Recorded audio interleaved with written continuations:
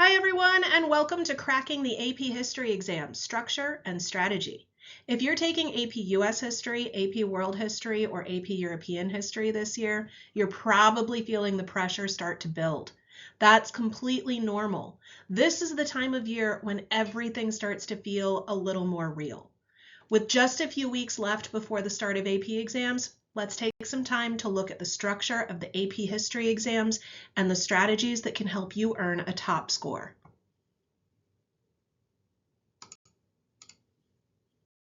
Here's what we're going to cover today. First, we'll look at how the exam is built because understanding the structure makes everything else easier. Then we'll go section by section, multiple choice, short answer, DBQ, and LEQ, and talk about how to approach each one strategically. We'll also spend time on FRQ time management because that's one of the biggest areas where students lose points without even realizing it. And finally, we'll talk about what you should be doing in the final stretch before the exam so you can focus your time where it really matters. This slide shows something really important. You need content knowledge to succeed on the AP History exams. That's your names, dates, events, movements. There's no way around that. You do have to know a lot of history. But you also need historical thinking. That means understanding context, comparison, and cause and effect. A lot of students lean too heavily in one direction. They either memorize a ton and don't know how to use it, or they understand the skills but don't have enough concrete evidence. The exam expects both at the same time. And then there's a third piece that students don't always think about: execution. Top scores come from combining content knowledge, historical thinking, and execution under timed conditions. Execution means being able to take what you know and turn it into clear, point-earning answers quickly. You can know the material and still underperform if you don't execute well on the test itself. This is why students often get stuck at a 3 or a 4. Some students know a lot of history, but their writing is vague, their thesis isn't clear, or their document use is weak. Other students understand the structure and the strategies, but they don't have enough specific evidence to support their ideas. The students who break through are the ones who combine both. They know enough content and they know how to use it strategically. That's the goal that we're working towards. So now that we've talked about the big picture, let's look at how the exam actually works. This is the structure across all AP History exams. Multiple choice is 40% of your score, which is a big chunk. Short answer is 20%. The DBQ alone is 25%, and the LEQ is 15%. So while the essays matter a lot, you really can't afford to ignore any section. Every part contributes meaningfully to your overall score. This is not a random trivia test. The exam is trying to measure whether you can make a historical claim, support it with evidence, place developments in context, and reason historically. That means showing cause and effect, comparing developments, tracking continuity and change over time, and building arguments rather than just listing facts. So instead of thinking, do I recognize this information? You should be thinking, can I use this information to support an argument? This is a checklist exam. You are earning points for doing specific things. You are not being graded on whether your writing sounds impressive or sophisticated, although that's always nice. Once you understand what the checklist is and how to hit each part, the exam becomes much more predictable. Let's start with multiple choice. This is often the first section students see, and it sets the tone for the whole exam. If you approach it strategically, you can build confidence right away. AP multiple choice is different from most tests you've taken. It's rarely just basic recall. You're almost always dealing with a stimulus, a passage, an image, or a graph. And there are often two answers that seem reasonable. Your job is to choose the one that best fits the question, not just the one that sounds correct. Here's the method that we're going to use. Read the question first, then read the stimulus, then eliminate aggressively. This sounds simple, but it requires discipline. Most students skip steps or do them out of order under pressure. Always start with the question, and don't just read it, rephrase it. Ask yourself, what is this really asking me to do? This helps you read the stimulus with purpose instead of trying to absorb everything. Now, read the stimulus with intention. You're looking for key words, phrases, tone, and argument. You don't need to understand every single word. You need to understand the parts that connect directly to the question. Then, eliminate aggressively. Wrong answers are often outside the time period, too broad, or true but not really relevant. That last one is a big trap. Just because something is historically accurate doesn't mean it answers the question effectively. Let's go through this process with a sample question. First things first, we read the question.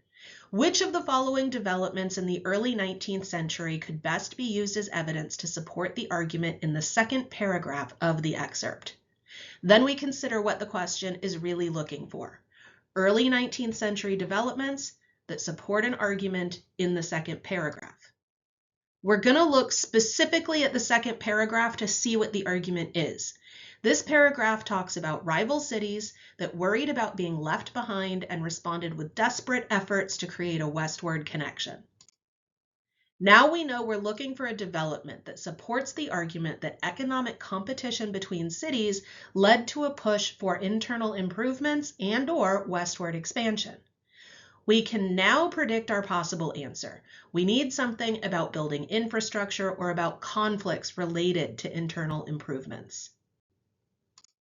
Choice A connects directly to public works and funding fights, so this fits. We're going to keep it as an option.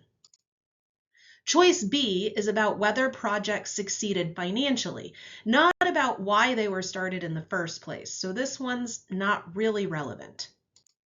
Choice C is about the workers, and although we might bring in some outside knowledge about conflicts with immigrant workers, that's not the focus of the question, so we can get rid of this one too. And lastly, we have choice D, which is about broader economic growth. It doesn't really have anything to do with internal improvements, so we'll get rid of this one as well. As the only answer that directly relates to the argument in the second paragraph, choice A becomes our best answer. The key takeaway here is that the correct answer matches the argument and the mechanism, not just your knowledge about the specific topic. With multiple choice out of the way, let's move on to short answer questions or FAQs. FAQs are some of the easiest points on the test, and they're also some of the most wasted because students overcomplicate them or don't answer directly enough. They reward direct answers, specific evidence, and efficient writing. You don't need long paragraphs. You need clear, targeted responses. Let's look at two sample responses to a question asking students to describe one important difference between two interpretations of women's emergence in the public sphere at the turn of the 20th century. Student 1 writes, Pice argued that women entered the public sphere through participation in commercial leisure activities like dance halls, while Enstad argues that women gained a public role through labor activism and political protests.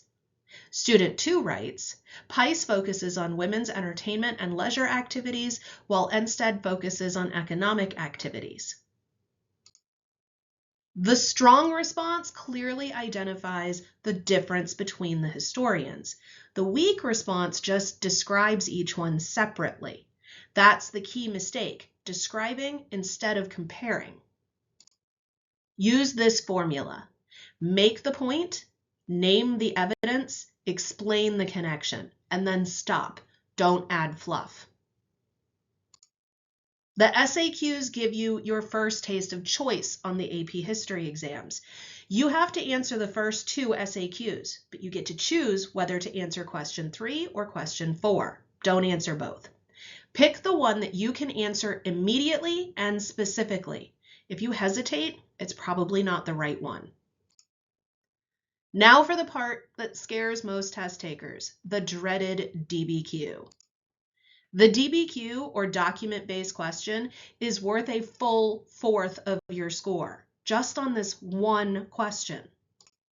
And it's very predictable once you know exactly where points come from. You get 1 point just for your thesis statement. Your thesis must answer the prompt, make a claim, show reasoning, use categories, and not include any vague statements. A really good thesis goes further to qualify or prioritize ideas or to hint at the essay's structure. Graders love when you do this because it makes their lives easier while they parse the rest of your essay. You should love doing this because it makes actually writing your essay easier by establishing your structure right away. A bad thesis might sound fine, but it most likely just restates the prompt without really establishing a clear argument. This is an example of a thesis that wouldn't earn the thesis point.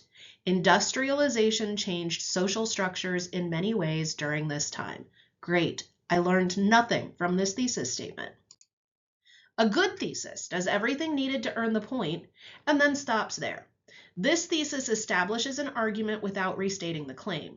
It would earn the thesis point, but it could be better, both for you and for your reader.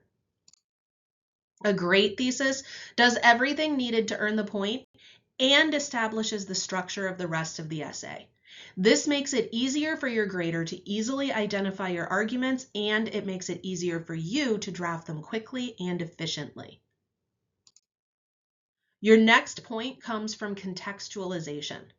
In practice, this is usually the 2 to 4 sentences in your introduction that provide the context for your thesis statement.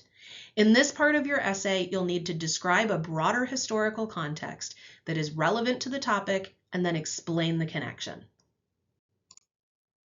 This is bad context. It's not really providing any broader historical information, focusing exclusively on industrialization without explicitly talking about the time before or after. This is good context. It explicitly compares before and after, rural versus urban and agricultural versus manufacturing.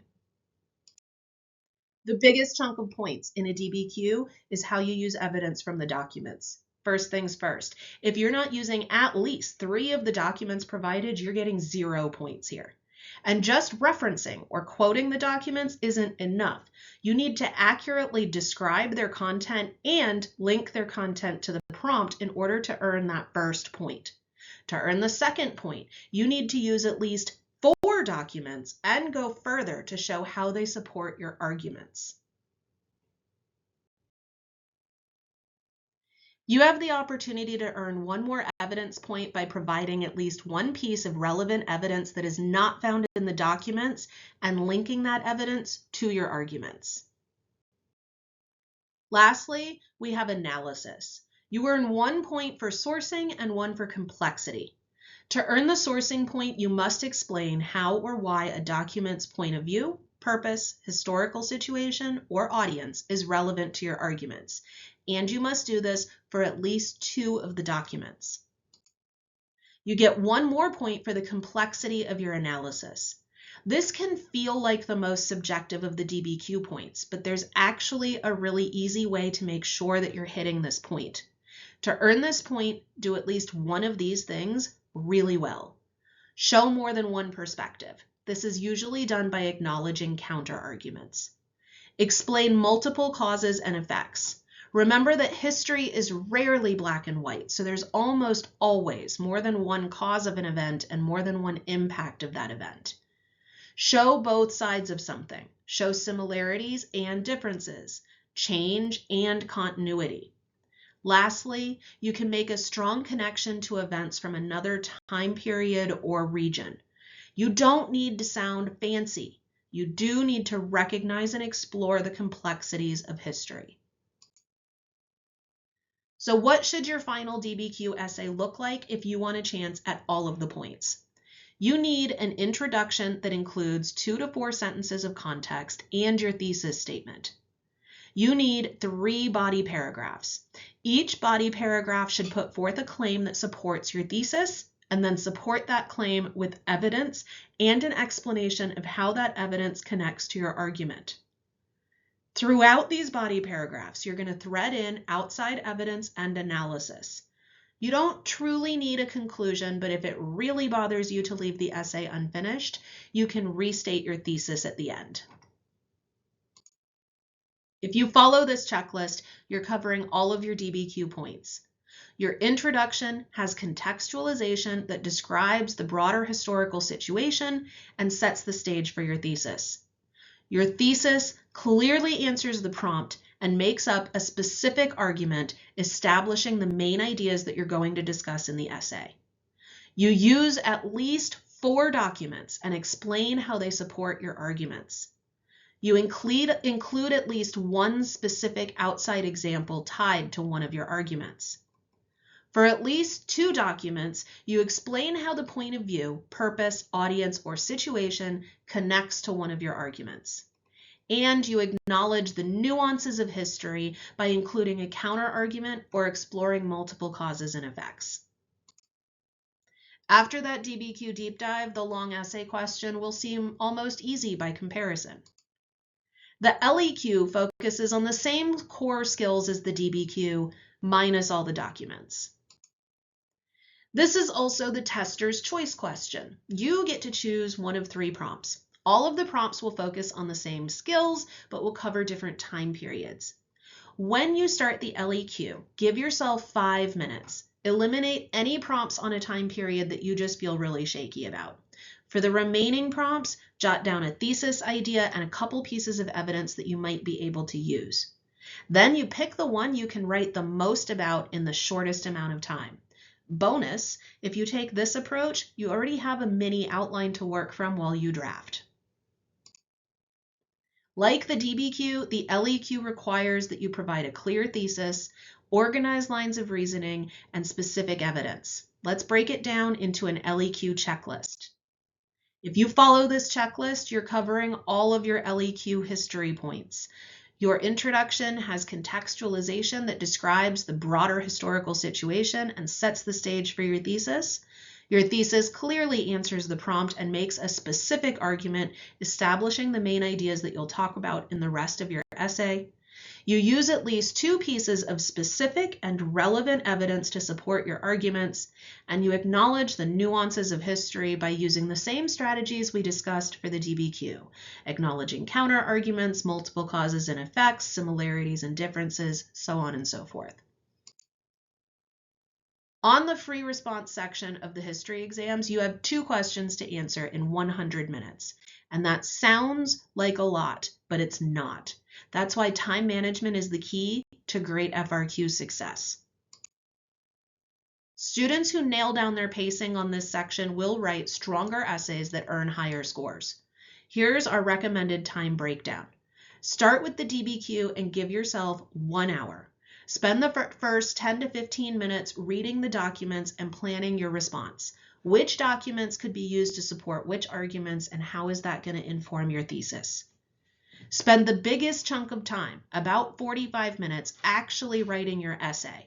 This is something many students skip, this last step. Give yourself 3 minutes to read your essay and make corrections before you move on. For the LEQ, we're going to give ourselves a little less time because we don't have a bunch of reading to do. So as we discussed in the LEQ section, spend the first 5 minutes picking your prompt and planning your essay. Then spend about half an hour writing, and once again, leave yourself just a few minutes at the end for review. The planning is the part that tends to trip students up the most from a time management perspective. So here are some tips to plan your essays quickly. First, use the scratch paper your proctor provides. This helps you to sketch out your essay plans. On the DBQ, annotate while you're reading. Highlight keywords or phrases so that you can find the relevant pieces of evidence faster while you're drafting. Jot down a 3 to 5 word idea for your thesis. Not the whole thing, just enough to help you plan out your arguments. Write out a summary of your arguments or categories, basically just the main idea of each body paragraph. List evidence for each of these body paragraphs. Do this for both DBQs, where you're going to be listing the documents that you plan on using, and LEQs, where you'll list out the historical events or people that you're going to discuss. And here's the key. Do all of this in shorthand, whatever shorthand works for you. Before exam day, have some go-to abbreviations that you're likely to need to use. So for example, on AP US History, instead of writing out Civil War while you're planning out your essays, you could write CW. This way, you're not basically handwriting your essay while you're planning, you're just giving yourself some notes to work off of. And once you start writing, avoid these time traps. First, writing too much of an introduction. I know it feels like you're setting things up and you're getting contextualization points, but if your intro is half a page long, you're burning time that should be going towards earning points in those body paragraphs. Second, striving for perfect wording. This is a big one. Students pause, rewrite sentences, try to make things sound polished, and meanwhile the clock is ticking. This is a timed exam, not a writing contest. Third, trying to use every fact you know. This is very tempting. You've studied a lot and you want to show it, but dumping everything you know is usually going to make your argument weaker, not stronger. And finally, spending too much time on one paragraph. If something isn't working, move on. You're better off earning points across the whole essay than trying to perfect one section and leaving the rest underdeveloped. The theme here is simple. Don't let perfection slow you down. The AP History exams reward clear, complete, and efficient writing, not perfection. Now, let's talk about the final stretch. At this point, your goal is not to start over. It's not to relearn everything from the beginning. Your goal is to refine. You already have a base of content knowledge. You've already seen the types of questions on the exam. Now you need to get better at applying that knowledge in the format the test actually uses. So think of this as shifting from learning mode to performance mode. Here's exactly where to focus your remaining time. First, timed DBQs. This is one of the highest return activities you can do at this stage in your AP prep journey. It forces you to practice arguments, document use, outside evidence, and time management all at the same time. Second, timed LEQs. Same idea. This is where you practice building a clear argument quickly and supporting it with specific evidence. Third, SAQ practice. These are fast, efficient points. You can improve quickly if you focus on being direct and specific. And finally, multiple choice question sets, but with review, not just doing the questions, but actually looking at why every answer is right or wrong. And this line at the bottom is really important. Focus on applying your content knowledge. At this point, it's not about learning more. It's about using what you already know more effectively. That's what's going to move your score. Thank you so much for joining us this evening. Up next, we'll be happy to take your questions. If you haven't already, please go ahead and enter them into the chat box to your right.